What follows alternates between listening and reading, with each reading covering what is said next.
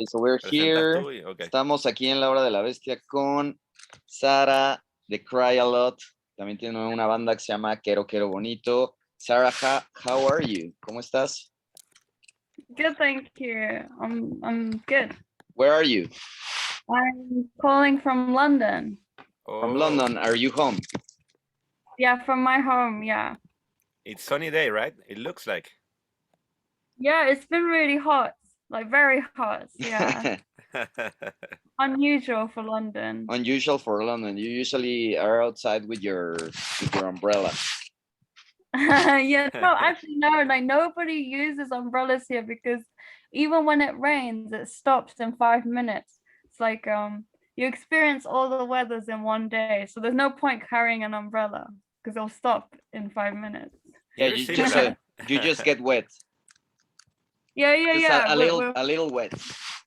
Yeah, and then it'll be like cloudy and then sunny again. So yeah. Okay, Sarah, so cool. It's so cool to have you here at La Bestia.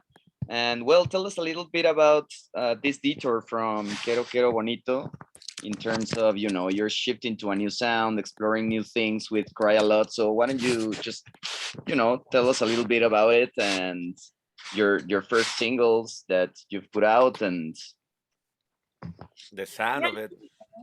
CRYALOT was a project I created when I was going through like a dark period in my life a few years ago, and I named it CRYALOT because I was crying a lot around that time. You were not happy. You were not happy. Not happy, yeah. And yeah, not feliz. So it's kind of like I wanted to call it CRYALOT in kind of like my way of kind of taking back control of those dark periods and kind of like I didn't want to end it as like just like a dark period. I wanted to create something out of it, so it'll kind of like the tears won't be wasted, and I wanted to make something from it. And when I decided to write music under the project, I wanted to write an EP about the Greek mythology Greek mythology Icarus. And this mythology, I've been really obsessed about it since I was little. And I think the most common interpretation of the mythology is like a cautionary tale where they say, don't fly too close to the sun or you'll fall and drown. But my interpretation of the mythology is like we should celebrate Icarus's courage, or like his for flying that high to the sun. He's like probably the only human being who flew that close to the sun, and even if he like ended up drowning and dying, I think like I don't think that should be like a cautionary tale. It should be like something that we should celebrate. And I wanted to write about this theme because it's kind of like it's a philosophy of life I try to aspire to. And I think when I was experiencing those dark moments, I kind of forgot about that. So it's kind of like my way of like reminding myself of what the mythology, and also my attempt to rewrite the common interpretation to what I feel like is my interpretation. Yeah, that is beautiful. And also it takes a lot of courage to do what Icarus did, and also, you know, like expressing, especially when you're in a dark place and when you're sad. I'm guessing that this kind of dark place was probably during the pandemic, or maybe pandemic had something to do with this. But what impresses me of what I'm listening in CRYALOT is that there is a lot of personality there. Like I always, like when I listen to music now, the music that I love the most is the music that sounds like nothing else, and I think you are like close to that. Like when I hear the CRYALOT EP, is like, okay, so this is different. Like you're you know, you're having a lot of courage there. Oh, thank you. I guess like It's a real passion project. I think it's really rare to like work on a project where you don't really have to think about like outside influence, or we have to make it sound like this. And I think it was the right time to do it, because I'm so honored to have people who want to listen to whatever I write. So I was like free to kind of explore something really, I would say, like, it's not every day that people write about Greek mythology, or like just write a whole EP about flying, or so I was like really like honored to be able to do that. And I think it is, I just followed what I really wanted to write for this project. And yeah, and like you were saying with the lockdown thing, yeah, it was the dark period was happening like before that, but yeah, lockdown did kind of like make it So more make it hard. even worse. It made it even worse. We were Yeah, all in dark places. everybody was in dark places. But yeah, that definitely had an influence on the EP as well, I would say. Yeah. And Sarah, what comes first for you? Like the lyrics, the music? Do you make like I don't know, something first? Yeah, I mean, if I had a choice, I would love to hear the music first. And then I like kind of like listening to the music and getting a feel of it, and then kind of formulating a melody and lyrics. But it's been a mix for this project. I worked with an amazing talented producer, Jennifer Walton, and she did like I think one of the reasons I wanted to write with her is she has that kind of darkness and like unique sound that I really thought would really work for this project. Great, great. And what drives you to go alone? Because I mean, you have a background of having a band, and suddenly, okay, this is my moment, so I'm going alone. I guess with Kero Bonito, it's a music. It will always be music that me, Gus, and Jamie write. And then I think like what's so cool about us three is that we all have kind of like other projects that we work on, and in a way I feel like it encapsulates like a whole universe. So it's like really really fun when we come back together, and like we come together and write as KQB. And yeah, I think it's like, yeah, it's really really fun. And yeah. That's amazing. So people is gonna be really excited of hearing this new EP that is coming out next week, right? It's coming out on the 2nd of September. Oh, the 2nd of September. So Okay, so Well, we're almost there. almost. We're almost there.